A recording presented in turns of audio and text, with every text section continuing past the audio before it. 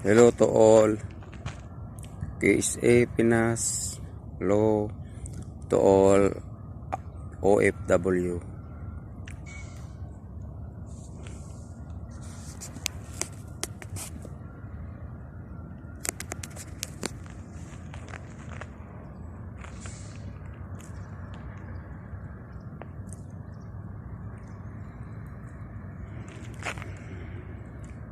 Kumusta na po ang lahat?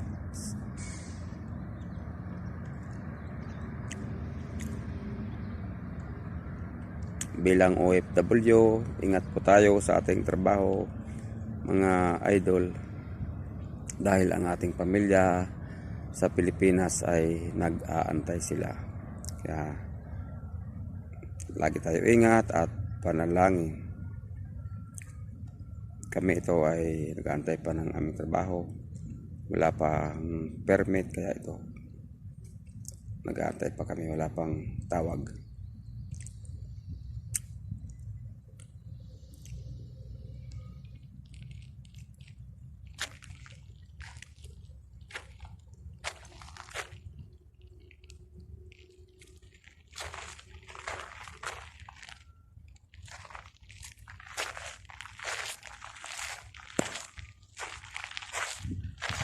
Ito mga desierto yan, oh, mga guys.